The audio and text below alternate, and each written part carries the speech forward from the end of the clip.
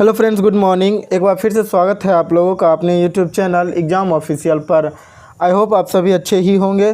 तो दोस्तों, आज की इस वीडियो में हम लोग बात करेंगे क्लास 10th के बायोलॉजी के तीसरे लेसन उत्सर्जन के ऑब्जेक्टिव के बारे में। अगर आप लोग जानते होंगे फ्रेंड्स, तो आप लोगों को पता होगा कि जनन के बाद ये एक ऐसा लेसन होता है बायोलॉजी का जिससे कि सबसे ज़्यादा क्वेश्चन पूछे जाते हैं। तो आइए बिना किसी देर के वीडियो को हम लोग स्टार्ट करते हैं। आपका सबसे पहला क्वेश्चन है, और फ्रेंड्स एक रिक्वेस्ट आप लोगों से यह है कि अगर इस क्वेश्चन का आंसर पहले से आप लोग जानते हैं तो खुद से टिक करने का कोशिश करें, क्योंकि आपको ऑप्शन दे दिया जा चुका है और बिना ऑप्शन में आंसर अभी लगा नहीं है। तो कोशिश करें कि आप लोग खुद से क्वेश्चन को पढ़ के आंसर कर लें, उसके बाद देखें कि मेरे द्वारा आंसर क्या किया गया है। तो सबसे पहला क्वेश्चन है आपका कि वृक्क के संरचनात्मक एवं क्रियात्मक इकाई, वृक्क के संरचनात्मक एवं क्रियात्मक इकाई क्या कहलाती है?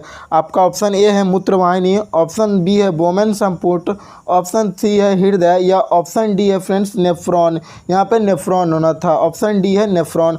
तो हम लोग आंसर करेंगे तो इसका आंसर हो जाएगा नेफ्रॉन, यानी ऑप्शन नंबर 4 हम लोगों का आंसर सही होगा। अब एक बात थोड़ा सा और समझ ले कि कभी कभी वृक्क को आपको वसक भी लिख दिया जाता है, कई बुकों में आप वसक भी इसको देखिएगा, तो वही आंसर होता है। वृक्क की संरचनात्मक एवं क्रियात्मक इकाई हम लोगों की क्या कहलाती है? नेफ्रॉन कहलाती है। नेक्स्ट क्वेश्चन है आपका कि लाल रक्त में हल्के पीले रंग का चिपचिपा द्रव क्या कहलाता है? रक्त में हल्के पीले रंग का चिपचिपा द्रव क्या कहलाता है? अगर आप लोगों ने पिछला वीडियो देखा होगा तो हम लोगों ने वहाँ किया था कि एक हल्के पीले रंग का चिपचिपा द्रव होता है रक्त में, जिसे प्लाज्मा कहते हैं, और ये पूरे रक्त का फ्रेंड्स कितना परसेंट होता है? तो 55% पूरे ब्लड का प्लाज्मा ही होता है। नेक्स्ट है कि ऑक्सीजन क्या है? देखिए यहाँ ऑक्सीजन नहीं है, बहुत बच्चे कन्फ्यूजन कर देते हैं, ऑक्सीजन समझ के आंसर को कर लेते हैं, लेकिन आप लोग यहाँ देखें तो क्वेश्चन ऑक्सीजन है, जबकि ऑक्सीजन में जो दीर्घीकर 9 होना चाहिए और 100 आगे में रहना चाहिए, लेकिन यहाँ नहीं है। तो आप लोग अच्छा से देखिएगा, क्वेश्चनों को पहले खूब बढ़िया से देख लीजिएगा फ्रेंड्स कि क्वेश्चन में क्या है। धरफड़ी में ऐसा नहीं होता है कि क्वेश्चन कुछ रहे और बच्चे कुछ मिस्टेक करके बाद में चले आते हैं और फिर पछताते हैं कि काश वो मारते, काश ये पढ़ लेते। तो काश वाला चीज़ नहीं आना चाहिए। क्वेश्चन है कि ऑक्सीजन क्या है? तो हम लोग आंसर करेंगे कि ऑक्सीजन एक प्रकार का एंजाइम है। ऑक्सीजन एक प्रकार का क्या है फ्रेंड्स? एंजाइम है। नेक्स्ट क्वेश्चन है कि थायरोक्सिन का स्राव कहाँ से होता है? थायरोक्सिन का स्राव कहाँ से होता है? अब स्राव को कभी कभी आपका लिखना रहेगा फ्रेंड्स कहाँ से निकलता है या कहाँ से बहता है, कभी दोनों का मतलब एक ही होता है। स्राव बोले या कहे कि थायरोक्सिन कहाँ से निकलता है या कहाँ से बहता है, तो सबका मीनिंग एक ही होता है, आप ये बात को याद रखिएगा। तो थायरोक्सिन जो फ्रेंड्स वो बहता है यकृत से हम लोगों का। नेक्स्ट क्वेश्चन है कि दो तंत्रिका तंत्र के बीच खाली स्थान को क्या कहते हैं? दो तंत्रिका तंत्र के बीच खाली स्थान को हम लोग क्या कहते हैं? तो आप लोगों को पता होगा कि इसे हम लोग सिनेप्स कहते हैं, और ये पिछले क्लास में हम लोगों ने पढ़ा भी था बायोलॉजी के क्लास में। अगला क्वेश्चन है कि निम्नलिखित में कौन मास्टर ग्रंथि कहलाती है? मोस्ट इंपॉर्टेंट क्वेश्चन और हमेशा लगभग पूछे जाने वाला क्वेश्चन ये है कि निम्नलिखित में कौन मास्टर ग्रंथि कहलाती है? तो हम लोग जानते हैं कि पिट्यूटरी ग्रंथि को हम लोग मास्टर ग्रंथि कहते हैं, यानी इसका आंसर जो होगा फ्रेंड्स वो आपका ऑप्शन नंबर 4 हो जाएगा, पिट्यूटरी ग्रंथि। नेक्स्ट क्वेश्चन है कि इंसुलिन की कमी से कौन सा कौन सा रोग होता है? इंसुलिन की कमी से कौन सा रोग होता है? आपके ऑप्शन ए है मधुमेह, ऑप्शन बी है टीबी, ऑप्शन सी है बांझपन, या ऑप्शन डी है घेगा।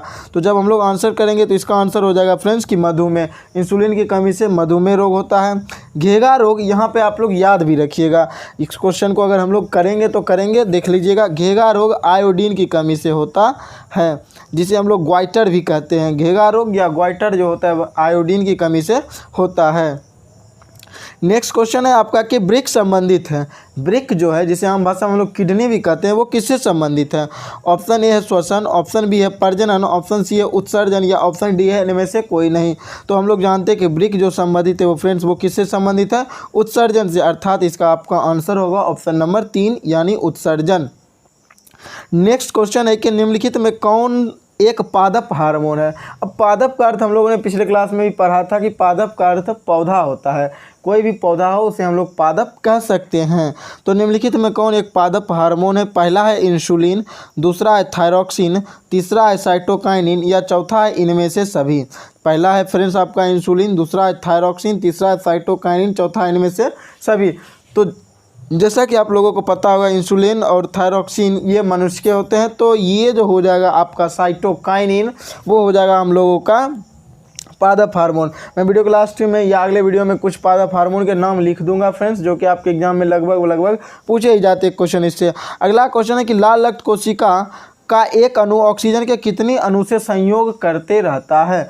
और लाल रक्त कोशिका का एक अणु ऑक्सीजन के कितने अणु से संयोग किए हुए रहता है। तो हम लोग जानते हैं कि 4 अणुओं से संयोग किए रहता है, और इसके इसी विलक्षण गुण के कारण उसे ऑक्सीजन का वाहक भी कहा जाता है। ये क्वेश्चन पूछता भी और हम लोगों ने पिछले क्लास में पढ़ा भी था फ्रेंड्स। नेक्स्ट क्वेश्चन है कि पौधे में जल किस ऊतक द्वारा प्रवाहित होता है। थोड़ी सी समझने की बात है यहाँ पर कि पौधे में जल, देखिए जल और जौ से जाइलम, याद रखिएगा जौ से जल, जौ से जाइलम। अब एक और ऊतक बच गया आपका फ्लोएम। अब आपको फ्लोएम में अब क्या आंसर करना है वो समझ लीजिए। अगर आपको क्वेश्चन का खाद्य पदार्थों का स्थानांतरण, खनिजों का स्थानांतरण, कोई भी स्थानांतरण, तो अब वो हम लोगों का आ जाएगा फ्लोएम में। और जब बात करें केवल और केवल जल की फ्रेंड्स, तो वो हो जाएगा हमारा जाइलम। यानी इसका आंसर जो होगा वो हो जाएगा आपका 11 का बी नंबर, यानी जाइलम ऊतक। नेक्स्ट क्वेश्चन है कि रक्त पट्टिकाणु को क्या कहा जाता है, यानी रक्त पट्टिकाणु का कोई दूसरा नाम हो। ऑप्शन ए है आपके विषाणु, ऑप्शन बी है आपके बीवाणु, ऑप्शन सी है प्रोटोजोआ, और ऑप्शन डी है वाष्पोत्सर्जन। अब इस क्वेश्चन को थोड़ा सा समझे तो इस क्वेश्चन में कभी कभी क्या दे देता है फ्रेंड्स, थोड़ा सा बस लॉजिकल क्वेश्चन है, बस आपको समझना है कि विषाणु ऑप्शन रहेगा, प्रोटोजोआ ऑप्शन रहेगा, वाष्पोत्सर्जन रहेगा, और बीवाणु नहीं देकर यहाँ पर आपका 4 नंबर में मान लीजिए ये नहीं रहता है, और 4 नंबर में आपका दे देगा इनमें से कोई नहीं। और बच्चे तो पूरा धरफर में रहते हैं, तुरंत में विषाणु मार देते हैं, उनको लगता है वो बीवाणु ही था, और बाद में जब आते हैं तो पढ़ते हैं तो कहता है काश वो पढ़ लेता मैं ठीक से। तो काश की संभावना नहीं होनी चाहिए। क्वेश्चन आपको अच्छा से पढ़ना है, और एक बार नहीं 2 बार हो सके 2 बार पढ़े, 3 बार हो सके 3 बार पढ़े, लेकिन कन्फ्यूजन क्रिएट माइंड में नहीं करना है, ठीक है फ्रेंड। तो अगर आप लोग यहाँ देखिएगा तो एक है विषाणु और दूसरा है बीवाणु। हम लोग जानते हैं कि रक्त पट्टिकाणु को थ्रोबोसाइड या बीवाणु कहते हैं, तो इसका आंसर क्या हो जाएगा, ये बीवाणु। कहीं कहीं आपको मिल सकता है फ्रेंड्स, ये आपको लिख लीजिएगा आप लोग बगल में, थ्रोबोसाइट, इसे क्या कहते हैं, ये थौ है आपका, ये आपका थौ है, थौकर थो, थ्रोबोसाइट भी कहा जाता है। नेक्स्ट क्वेश्चन है कि प्लाज्मा में रक्त कितना % होता है, प्लाज्मा रक्त का कितना % होता है। तो आप लोग फ्रेंड्स मारिएगा 55%। प्लाज्मा में रक्त जो होता है वो कितना होता है, 55%, कभी कभी समथिंग 52-53, यानी उसके लगभग में रहता है, कोई दिक्कत नहीं, 55 तो 55। नेक्स्ट क्वेश्चन है कि पीतरस कहाँ से स्रावित होता है। आपके ऑप्शन है फ्रेंड्स के अग्नाशय से, दूसरा है पीतरस कहाँ से स्रावित होता है। तो ऑप्शन ए है अग्नाशय, ऑप्शन बी है यकृत, ऑप्शन सी है सोपोसी, ऑप्शन डी इनमें से कोई नहीं। तो चलिए मैं यहाँ एक आपको क्या कहता है फ्रेंड्स, एक क्वेश्चन दे देता हूँ जिसका आप लोग आंसर कमेंट में करिएगा, आप लोग पता तो चलेगी कितना पढ़ रहे हैं। तो आप लोग 14 नंबर का क्वेश्चन का आंसर आप लोगों को कमेंट में करके बताना है कि इसका आंसर क्या होगा। मैं वेट रहेगा आपका कमेंट का। नेक्स्ट क्वेश्चन है कि मानव हृदय के कोष्ठकों की संख्या कितनी है, और मैं 1 से 2 दिन में इसका कमेंट में आंसर डाल दूंगा। तब तक आप लोग खुद से कोशिश करना कि इसका आंसर क्या होगा। अब हमेशा जब भी ऑब्जेक्टिव हम लोग डिस्कस करेंगे तो 1 या 2 ऑब्जेक्टिव आपका फ्रेंड्स बीच में छोड़ दिया करूंगा, ताकि आप लोग खुद से थोड़ा सा माइंड लगा के उसका आंसर कर सके। नेक्स्ट क्वेश्चन है कि मानव हृदय में कोष्ठकों की संख्या, तो ये 4 होती है, सभी जानते हैं, 4 भागों में मानव का हृदय बटा होता है। अगला है कि रक्त को थक्का बनाने में सहायक होते हैं। रक्त को बनाने में, थक्का बनाने में, यानी रक्त जैसे हम लोगों का शरीर कहीं कट जाता है तो अगर आप लोग उसको थोड़ा देर दाब के रखें तो वो बंद हो जाता है, यानी वो वहाँ पे थक्का बन जाता है। तो उसको बनाने में क्या सहायक होता है। ऑप्शन ए है लाल रक्त कोशिका, ऑप्शन बी है श्वेत रक्त कोशिका, ऑप्शन सी है रक्त बीवाणु, और ऑप्शन डी है इनमें से कोई नहीं। तो आप लोग इसका आंसर करिएगा फ्रेंड्स, इसका आंसर हो जाएगा रक्त बीवाणु, यानी ऑप्शन नंबर 3 आपका आंसर बिल्कुल करेक्ट होगा। तो आई होप ये वीडियो आपको फ्रेंड्स अच्छी लगी हो। अगर वीडियो अच्छी लगी हो तो वीडियो को लाइक करके चैनल को सब्सक्राइब करके जाएं, ताकि ये अच्छा से अच्छा वीडियो आप लोगों तक पहुंचता रहे और अच्छा स्कोर आप लोग बोर्ड एग्जाम में कर सके। और एक रिक्वेस्ट है आप लोगों से कि अगर आप लोगों ने इस लेसन का पिछला पार्ट नहीं देखा फ्रेंड्स तो पिछला पार्ट को देख लीजिए। चलिए मिलते हैं तब तक के लिए नेक्स्ट वीडियो में। जय हिंद, जय भारत।